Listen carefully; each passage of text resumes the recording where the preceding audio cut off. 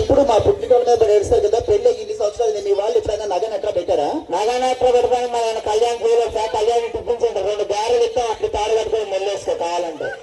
ఆయన మీకు భార్యను ఎలా చూసుకోవాలో తెలియదు రండి. ఎందుకు ఎందుకు నువ్వు బాధపడకు, అర్థమైందా? ఎందుకు బాధపడతాను? భార్య అంటే బర్త్డే సగం, పిచ్చిదాన. ఏంటేంటి? భార్య అంటే బర్త్డే సగం. భార్య అంటే భర్తలో సగభాగం. అవును. అంటే మేము నవ్వితే నువ్వు నవ్వుతాం, మేము ఏడిస్తే నువ్వు ఏడుస్తాం, ఇక మేము అక్కడికి ఎక్కి దూకితే ఇంకా కొంచెం ఎక్కువ నవ్వుతాం. అది సర్లే గానీ దగ్గరికి వచ్చే స్మెల్ వస్తుంది, తాగొచ్చారా మీరు? నువ్వు వచ్చాక తాగా, జాతర కదా.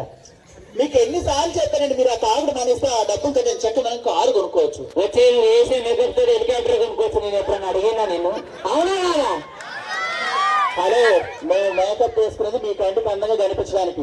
నేను తాగేది కూడా మా కంటికి మీరు అందంగా కనబడతారని. ఎవడన్నా మొగుడు నైట్ ఇంటికి తాగొస్తానంటే కేవలం వాళ్ళ భార్యను చెప్తాను. నువ్వు మేకప్ గురించి మాట్లాడుతున్నా, తాండూరు దాటల్లో వీళ్ళంతా మా చుట్టాలు. అవునా? అవును. అయితే ఏం చేస్తారు?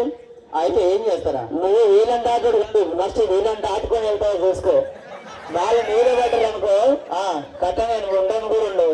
వాళ్ళు మీద పడేలోపు వాళ్ళ ఎనమాల 5 ఏళ్ళు గుర్తులంటే వీళ్ళు తెలుసా?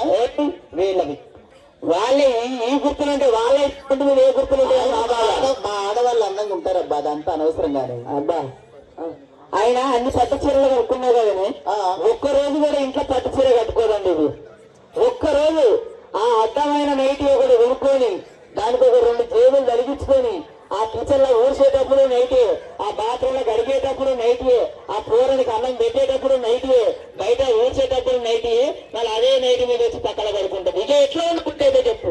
మరి తాగకుండా తాగుతాడా ఆగరా? ఎంత నువ్వు ఆడే రాయవచ్చిన అది నువ్వు నైటీల గురించి మాట్లాడుతున్నావు. బిడ్డ చెప్తున్నా, మా ఆడవాళ్ళ హక్కు నైటీలు అంటే. అవునే కదా?